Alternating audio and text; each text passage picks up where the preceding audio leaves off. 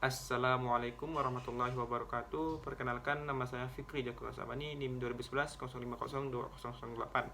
Saya berasal dari Parodi Ekonomi Syariah 1. Saya di sini akan memberikan tanggapan video yang telah dijelaskan oleh Bapak Dr. Abdul Wadud Hafiz LC MEI, yang sebagaimana materinya yaitu tentang ekonomi tertutup tanpa kebijakan pemerintah. Dan di sana dijelaskan tentang pengertian ekonomi dua sektor. Ya, pasti teman-teman semua sudah mengetahui apa itu arti dari ekonomi dua sektor. Saya di sini akan menjelaskannya, yaitu perekonomian dua sektor adalah perekonomian yang terdiri dari sektor rumah tangga dan perusahaan. Merupakan bentuk yang paling sederhana dari analisis makroekonomi mengenai penentuan tingkat kegiatan ekonomi suatu negara. Dan adapun diagram aliran perekonomian dua sektor yang terdiri dari pasar barang dan jasa, RT konsumen, pasar faktor produksi, dan RT produsen. Teman-teman bisa lihat secara lengkap aliran perekonomian dua sektor ini di channel Bapak Abdul Wadud, yang channelnya namanya Wadud TV. Dan adapun aliran pendapatan dalam perekonomian dua sektor. Yang pertama, sektor perusahaan menggunakan faktor-faktor produksi yang dimiliki rumah tangga. Yang kedua, sebagian besar pendapatan yang diterima rumah tangga akan digunakan untuk konsumsi, yaitu membeli barang dan jasa yang dihasilkan oleh sektor perusahaan.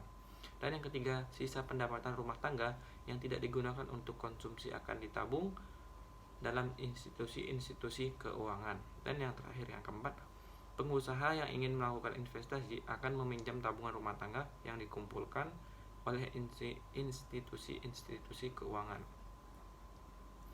Dan tadi juga sudah dijelaskan tentang investasi dan fungsi investasi.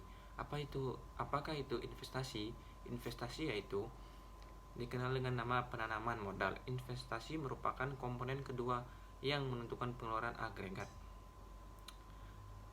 Pengeluaran atau perbelanjaan, penanaman modal atau perusahaan untuk membeli barang-barang modal, dan perlengkapan produksi untuk menambah kemampuan memproduksi barang dan jasa yang tersedia dalam perekonomian.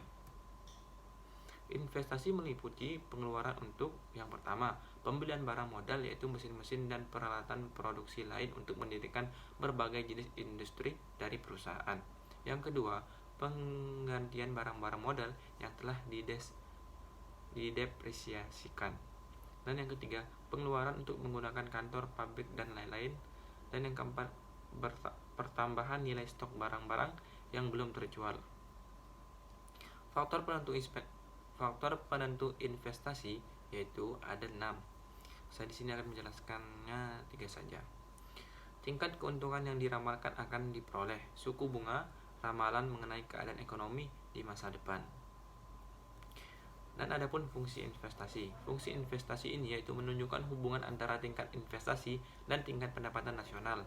Ada 2, yaitu fungsi investasi otonomi, merupakan investasi yang besarnya tetap atau jenis investasinya tidak terpengaruh dengan besarnya pendapatan.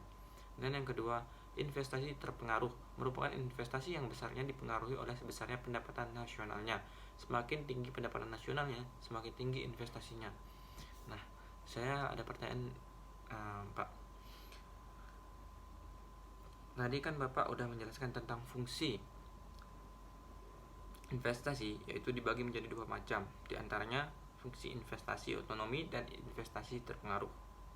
Pertanyaan saya yaitu, adakah contoh dari fungsi investasi otonomi dan terpengaruh, Pak? Sekian, itu saja tanggapan dari saya. Apabila ada salah kata yang saya ucap, mohon dimaafkan. Wabillahi taufiq wal hidayah. Wassalamualaikum warahmatullahi wabarakatuh.